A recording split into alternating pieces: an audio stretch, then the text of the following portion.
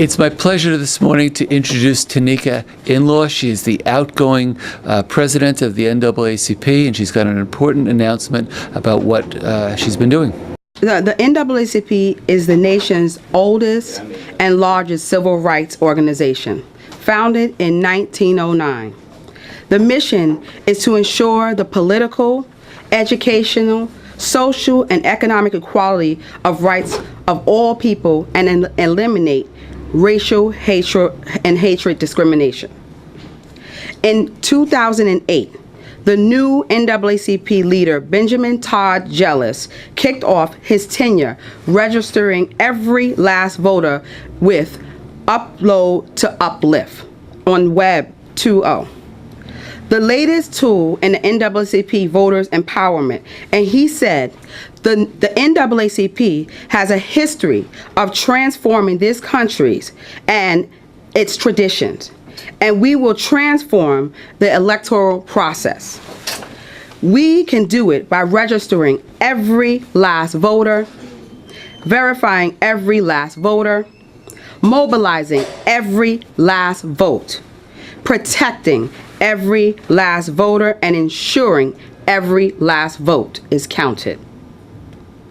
When I became president of the NAACP chapter in 2011, I continued the effort to register, uplift the voices of the underrepresented through my nonpartisan voter registration. According to the United States Census Bureau, only 69% of African Americans are registered compared to 75% of non-Hispanic whites. The period of time to register to vote in the September 13, 2011 Yonkers mayoral primaries just ended. And I no longer can stay neutral and continue business as usual here in Yonkers. Continue to allow the same small group of people to recirculate their family and friends in office while the rest of us, hundreds and thousands of us, suffer.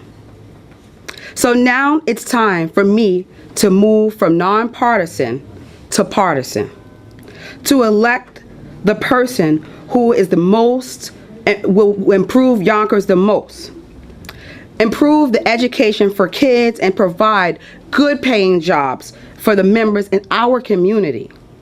To do the fullest, I have to resign from president of the NAACP to take a leadership role in the campaign to elect Chuck Lesnick as mayor. Chuck has education and experience to make things happen in our community. He has done and shown that he cares by he will help us reduce gang violence and improve our schools. He's committed to diversity, and his commitment exceeds all of the other candidates combined. I have enjoyed my term as the NAACP president and added more members than many years before. But I am compelled to step down to make sure that the person who will do the best job for Yonkers, it gets elected. So therefore, I am supporting Chuck Lesnick to my fullest. Thank you.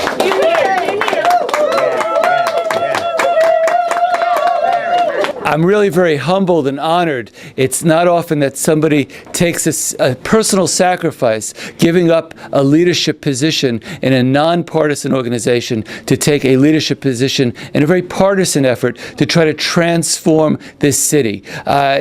We have too much gang violence, and while last week we had a bust and 65 people were arrested, I've spoken to people who are related to some of the people who were arrested or involved, and they're living in fear right now, and we can't allow that fear to continue. And it's not just about putting more additional police on the streets, which we have always done as the city council, but it's about educating young men and women so they have other options, things to do other than get involved in gangs. And that's why it's so important we start in pre-K, and I'm glad we fought to restore at least half of pre-K this year, and kindergarten, keep our reading programs, keep our magnet programs, and keep the graduation rate in the Yonkers schools going up. We have to put more resources into the schools, and that's why I am running as the education candidate for mayor. I also value diversity, and while 2 decades ago, people left Yonkers because they were fearful of what the unknown would bring. The new people that are coming to Yonkers today come here because it's an interesting and diverse community made up of people of all sorts of races, nationalities, who speak different language and come from different cultures. I got involved in the NAACP when I was a teenager because the civil rights movement was going on, and my father always said, people who discriminate against one group of people discriminate against others. People who discriminated against our family probably discriminated against Tanika's family. And that's why our parents joined together to get the civil rights movement, to get the rights for everybody to vote. You know, I ran in 2003 with Joe Farmer for mayor, and he used to tell a story about going down to sorry about that. Joe Farmer used to tell a story about how he was one of 8 or 9 children, and his parents would bring them down to vote every year, and there'd be a literacy test that they'd have to take. And Joe's mom would fail it year after year. And Joe, who was the youngest one, said, "Mom, why do you keep bringing us down here when you know you're going to fail that literacy test?" And she said 2 things. One, I don't want anybody in my family ever to be illiterate. I want you all to go to school and stay in school. And number 2, I don't want you ever to miss an election. And that was a life lesson learned for Joe and his family, one that he taught me when I was running in 2003, and then one that I try to teach people about the importance of voting. It's a rainy day out. I remember a few years ago in the rain driving an old woman to the polls, and she told me that she wasn't going to vote because she was cold, it was rainy, it was November, but she had voted in every election since 1919 when the women first got the right to vote. And she said as long as she had life in her lungs, she was going to pull the lever down. Now, we don't have levers on our machines anymore. We have these OptiScans, but it's the same point. You have to come out and vote if you want to change things. So thank you for coming.